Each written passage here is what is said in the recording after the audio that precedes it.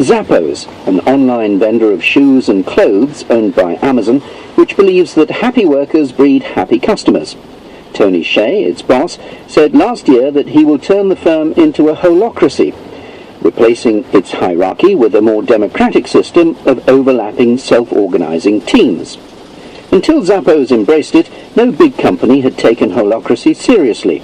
Indeed, not all of Zappos' 1,500-strong workforce are convinced that it can work. The idea was invented in 2007 by Brian Robertson, a software engineer then in his late 20s. Holacracy's constitution is now on version 4.0, having been adjusted after feedback from the 200 or so mostly small firms that have adopted it. Mr. Robertson was inspired in part by a description of Holacracy in a 1967 book, The Ghost in the Machine, by Arthur Koestler, a Hungarian-British intellectual. Koestler argued that the brain is made up of holons that are autonomous and self-determining, yet also fundamentally dependent on the brain as a whole. In a similar spirit, Mr. Robertson says that the whole that is a firm should consist of overlapping circles, each a team of employees who have come together spontaneously around a specific task. With about half of Zappos' workforce trained and inducted into holacracy, there are now 180 circles, and when the rollout is completed at the end of the year, there will be around 400. Each employee will typically be in 2 or more circles. Their role and the mission of a circle can change frequently to reflect the evolving needs of the firm. As part of the adoption process, the chief executive must give up his title, as Mr. Hsieh has done, to become the ratifier of the holacracy constitution and lead link in an overarching company-wide circle, though in the event of deadlock over how to proceed, he will regain his powers as final arbiter. Will conquering Zappos help holacracy thrive in the brutally competitive market for management ideas? There is good reason to be skeptical.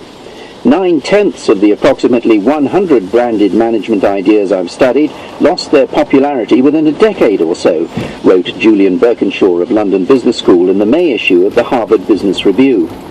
Among the latest cast-offs, it seems, is Google's much-admired 20% time, in which workers got a day a week to work on their own projects. The company is reported to be quietly sidelining it. Other, generally more timid forms of democratic decision-making are being tried at long-established technology companies whose bosses worry that their rigid hierarchies put them at a disadvantage to nimbler and less regimented young rivals. IBM is experimenting with agile management, in which self-governing teams have regular scrums to decide the next sprint or stage of the project. GE is rolling out FastWorks, a system inspired by Silicon Valley's lean startup movement, itself inspired by agile management. Haier, a Chinese appliance maker, last year split its workforce into 2,000 self-managed teams that perform many different roles.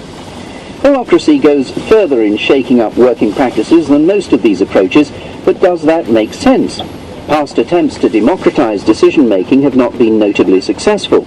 Holacracy's principles sound a lot like those of the Spaghetti Organization, one of the forgotten fads chronicled by Mr. Birkinshaw.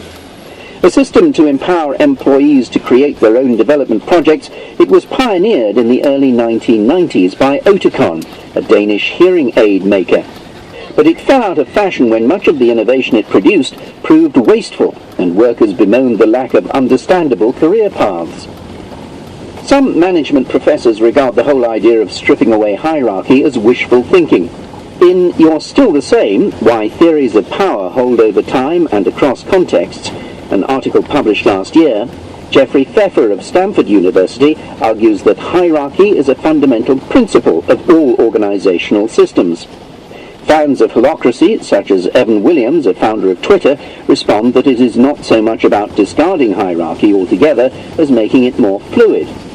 This seems to work fine for the firms that have adopted it so far, relatively small, fast-growing ones, full of creative types who would shun a more conformist workplace.